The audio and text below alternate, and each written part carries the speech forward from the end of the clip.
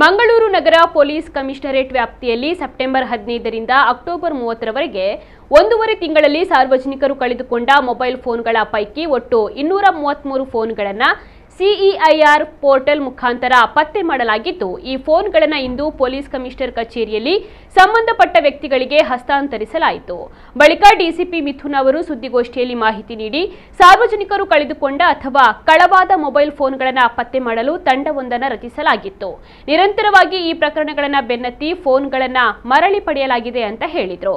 ಸಾರ್ವಜನಿಕರು mobile phone ಕಳೆದುಕೊಂಡರೆ 2022ರಲ್ಲಿ ಆರಂಭಿಸಲಾದ ಸಂಚಾರ ಸಾಥಿ ಪೋರ್ಟಲ್ನ ಸಿಇಐಆರ್ ಮೆಡ್ಯೂಲ್ ಮೂಲಕ ಬ್ಲಾಕ್ ಮಾಡಬಹುದು. ಇದಕ್ಕಾಗಿ ಮೊಬೈಲ್ ಫೋನ್ನ ಇಎಂಐ ಸಂಖ್ಯೆ, ಅಸಲಿ ಇನ್ವಾಯ್ಸ್, ಮೊಬೈಲ್ ಮಾಡೆಲ್, ಮೊಬೈಲ್ ಸಂಖ್ಯೆ ಇವಿಷ್ಟು ದಾಖಲೆಗಳಿದ್ರೆ ಬ್ಲಾಕ್ ಮಾಡಲು ಅನುಕೂಲ ಆಗಲಿದೆ ಅಂತ ಹೇಳಿದರು. ಕಳೆದ 1.5 ತಿಂಗಳ ಅವಧಿಯಲ್ಲಿ ಮಂಗಳೂರು ಉತ್ತರ ಠಾಣೆಯಲ್ಲಿ 9, ಮಂಗಳೂರು ದಕ್ಷಿಣದಲ್ಲಿ 16, ಉರುವ ಠಾಣೆಯಲ್ಲಿ 19, ಬರ್ಕೆಯಲ್ಲಿ 20, ಮಂಗಳೂರು ಪೂರ್ವ ಠಾಣೆ 18, ಉಳ್ಳಾಲ 17, ಕೊಣಾಜೆ 10, ಮಂಗಳೂರು ಗ್ರಾಮಾಂತರ 7, ಕಂಕನಾಡಿ 20, ಪಣಂಬೂರು 23, ಸುರತ್ಕಲ್ 14, ಮುಲ್ಕಿ 11, ಮೂಡಬಿದ್ರೆ 14, ಕಾವೂರು ಠಾಣೆಯಲ್ಲಿ 14 ಮತ್ತು ಬಸ್ಪೆ ಠಾಣೆಯಲ್ಲಿ 9 ಹಾಗೂ ಸೆಂಟ್ ಠಾಣೆ ವತಿಯಿಂದ 12 ಫೋನ್ಗಳನ್ನು ಪತ್ತೆ ಮಾಡಲಾಗಿದೆ ಅಂತ ಹೇಳಿದರು.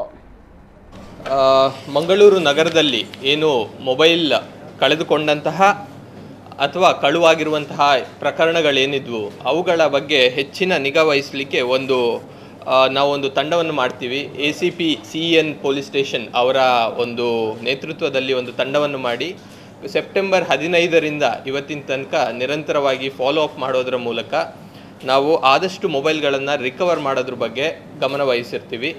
ಸೊ ಇದರ ಒಂದು ಫಲವಾಗಿ ಸುಮಾರು 233 ಒಟ್ಟು ಮೊಬೈಲ್ಗಳು ರಿಕವರ್ ಆಗಿದ್ದಾವೆ. ಮತ್ತು ಕಳೆದುಕೊಂಡವರು ಮತ್ತು ಕಳ್ಳತನ ಆದಂಥ ಎಲ್ಲ ಫೋನ್ಗಳು ಕೂಡ ಇವತ್ತು ನಮಗೆ ಸಿಕ್ಕಿದೆ. ಇದು ಸ್ಟೇಷನ್ ವೈಸ್ ಎಷ್ಟೆಷ್ಟಿದೆ ಅನ್ನೋದು ಕೂಡ ನಮ್ಮ ಮಾಹಿತಿಯನ್ನು ನಿಮ್ಮ ಜೊತೆಗೆ ಆನಂತರ ಹಂಚ್ಕೊಳ್ತೀವಿ.